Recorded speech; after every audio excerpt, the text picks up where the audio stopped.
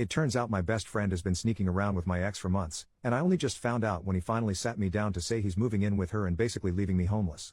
To jump right into things, my ex-girlfriend Cassie, 24 female, and I, 23 male, were together for 5 years. We started dating in high school and stayed together throughout college, and then moved in together after graduation. I've been in love with her since before our first date. She's amazing, and I still think so. We were talking about marriage and starting a family soon.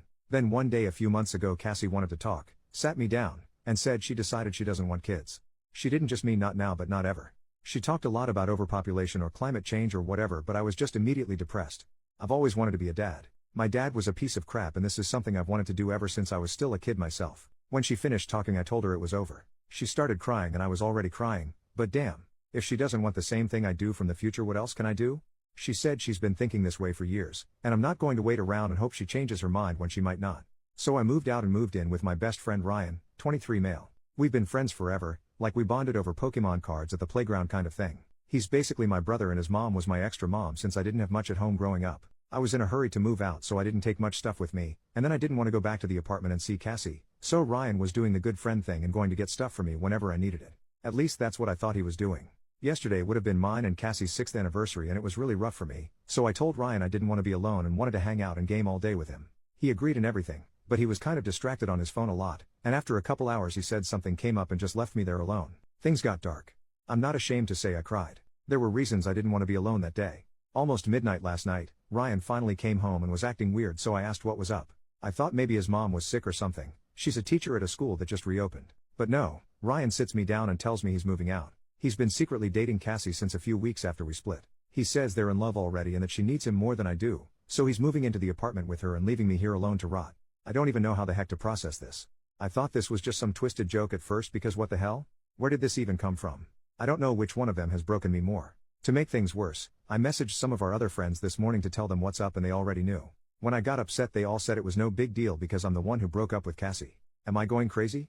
Where do I even go from here? I can't talk to my friends, my ex broke my heart, my best friend stomped on it, and the closest thing I have to family is gone because they were his family too. I'm lost and don't know where else to turn. Edit to add, I have bigger crap to worry about than my broken heart I guess. Ryan texted me. I'm about to be homeless. Thanks so much to everyone reaching out. My inbox is blowing up but I'm kinda focused on this housing thing first. I'll catch up when I can. Sorry. Update 1 month later, I kind of debated if I'd post an update on this or not. It's been about a month and some stuff has happened, but as the post blew up I got a good number of really crappy comments that informed me I was a worthless piece of crap, that I should beat up my ex-girlfriend, or alternately that I was probably already some kind of horrible abuser who hated her and wanted to control her body. I also got a ton of love, support, PMs offering connections on housing, and more, but being I was already in a dark and desperate place, those other comments really twisted the knife. I had to spend some time away not just fixing my crap but also avoiding that stuff, because it was really not making me want to move forward. For anyone who's reading this while in the middle of a situation, wondering if you should post your story, my advice is, don't. Wait till you have some distance, or it's just going to make things worse. One thing I want to clarify here, since a few people swung for the fences based on what I posted, I don't hate Cassie. I don't think she shouldn't move on. I don't blame her for dating someone else after I broke up with her. I do have a lot of anger still thinking about this. All that anger is at Ryan. That's it. Ryan is the one who lied to me and went behind my back, not Cassie. My post pretty clearly stated that I think Cassie is an awesome human being, and I still think so. Period. We just wanted different things. So, actual updates. Shortly after I posted, Ryan texted me to say that he'd planned to give me a month to find somewhere else to live, but since I couldn't be happy for them, he wanted me out by Friday. Looking back on it, I kinda think this was his plan all along.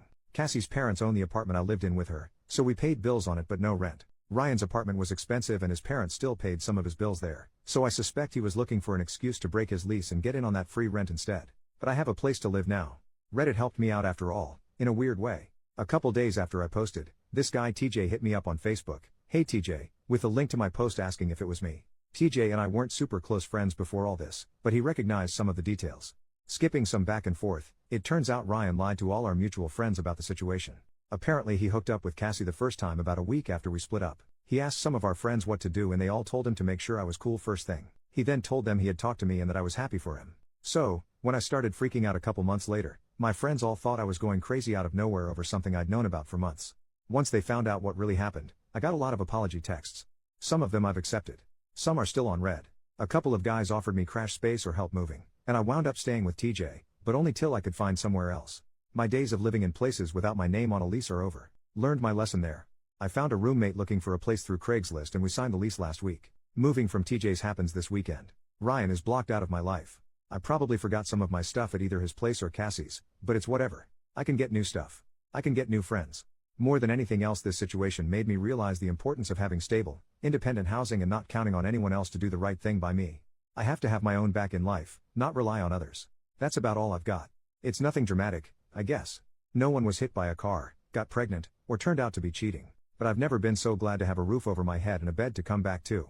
I'm going to keep going from here, keep working on life, and I'm sure as hell going to be taking a break on the dating front. That's all there is to do.